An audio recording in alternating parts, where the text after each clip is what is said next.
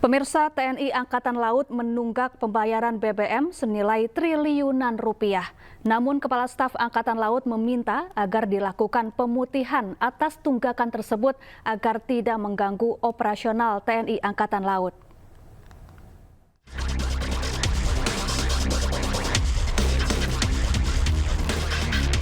Tunggak pembayaran BBM hingga triliunan rupiah. Kepala Staf Angkatan Laut Kasal Laksamana TNI Muhammad Ali meminta agar dilakukan pemutihan tunggakan yang mencapai triliunan rupiah tersebut karena mengganggu operasional TNI Angkatan Laut.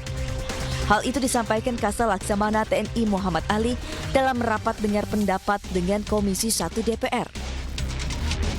Ia mengaku bahwa saat ini TNI Angkatan Laut masih memiliki tunggakan sebesar 2,25 triliun rupiah dari konsumsi BBM ke Pertamina dan saat ini sudah harus membayar lagi tagihan sebesar 3,2 triliun rupiah.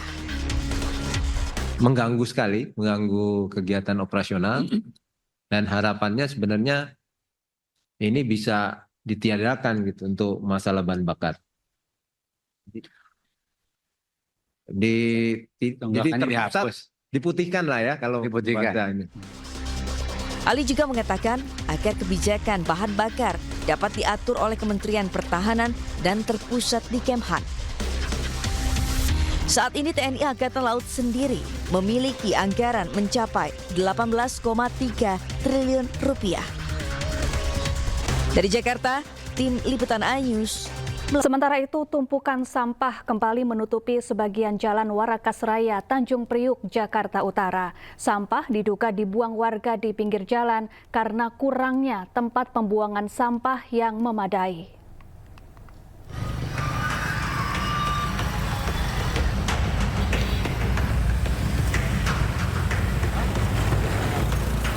Tumpukan sampah menutupi separuh jalan Warakas Raya, Tanjung Priuk, Jakarta Utara.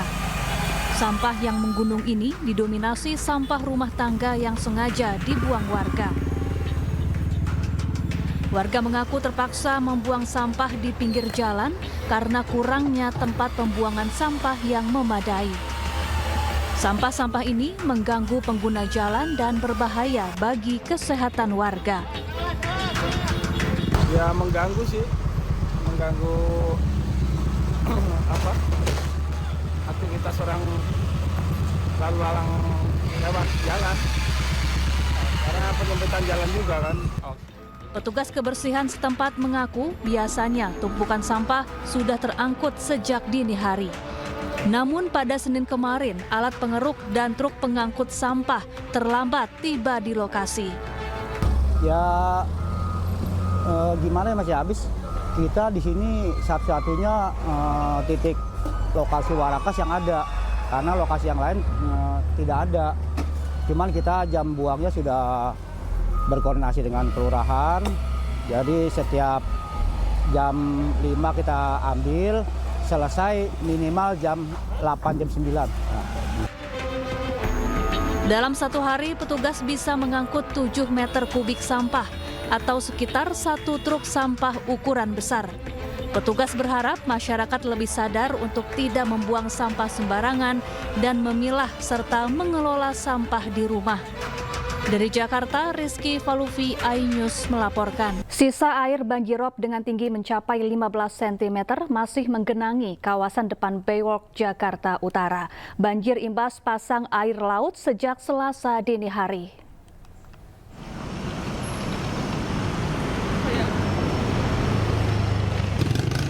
Pagi tadi, air masih menggenangi kawasan Baywalk, Pulut Karangayu, Jakarta Utara dengan ketinggian mencapai 15 cm.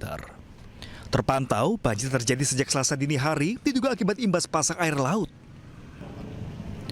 Akibat air sisa banjir, ruas jalan terutama di depan Baywalk, Jakarta Utara masih tergenang. Sehingga sejumlah kendaraan harus berhati-hati saat melintas. Bahkan tak sedikit pengendara motor memilih untuk putar balik. Sebelumnya, Selasa dini hari tadi, banjir imbas air laut pasang dengan ketinggian mencapai 50 cm merendam kawasan Jalan Pulut Karangayu Barat, Penjaringan, Jakarta Utara. Banjir juga memasuki sejumlah tempat usaha dan rumah warga. Banjir rob sering terjadi di kawasan ini lantaran berdekatan dengan laut. Namun demikian, banjir kali ini kembali terjadi sejak Desember 2024 lalu. Di jam 8, Ini apa sih Bang air apa Bang? air banjirop.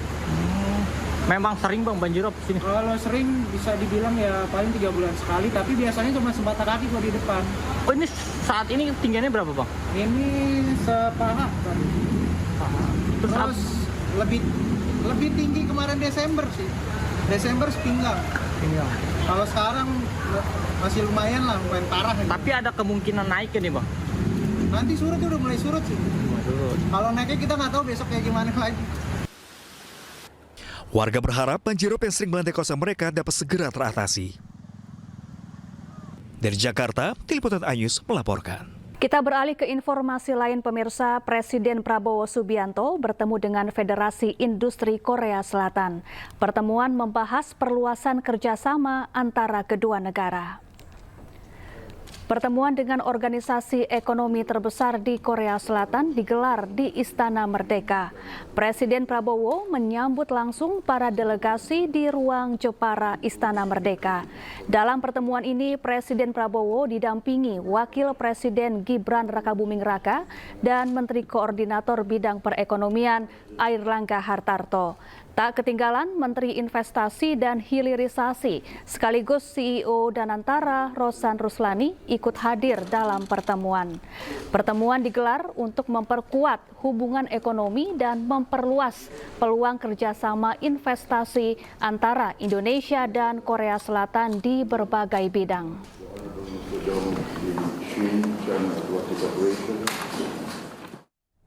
Sementara dalam menyikapi kondisi ekonomi global, Presiden Prabowo Subianto memastikan pintu negosiasi dengan negara lain terus terbuka.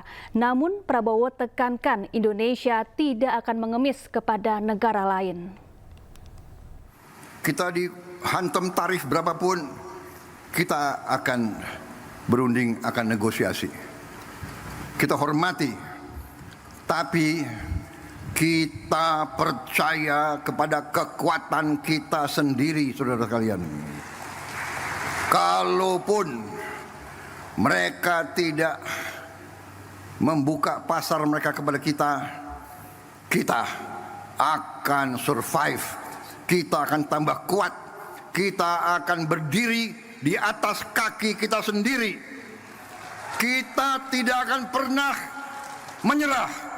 Kita tidak akan pernah berlutut, kita tidak akan pernah mengemis, kita tidak akan pernah minta kasihan orang lain. Tidak perlu dikasihani, bangsa Indonesia tidak perlu dikasihani. Presiden Prabowo Subianto memerintahkan pimpinan Danantara mengevaluasi seluruh direksi BUMN. Menurut Presiden, direksi BUMN yang malas-malasan dan tidak berprestasi harus segera diganti.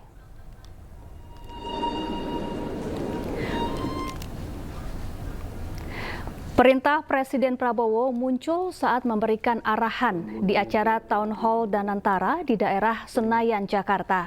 Arahan berlangsung tertutup dan tidak bisa diliput media karena Presiden mengaku banyak menegur direksi BUMN yang hadir. Selain memerintahkan mencopot direksi BUMN yang malas-malasan, Presiden meminta penggantinya ditunjuk secara profesional, bukan karena satu kelompok atau partai.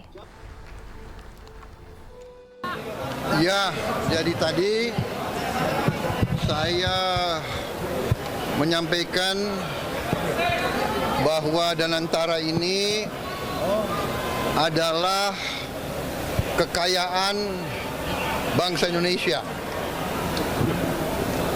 harus dikelola dengan sebaik-baiknya, dijaga, dirawat dengan sistem yang transparan dan sangat ketat.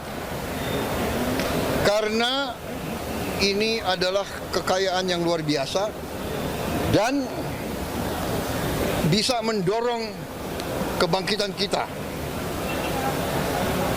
Kita kelola dengan baik, kita hitung aset-aset kita, ternyata kita kaya.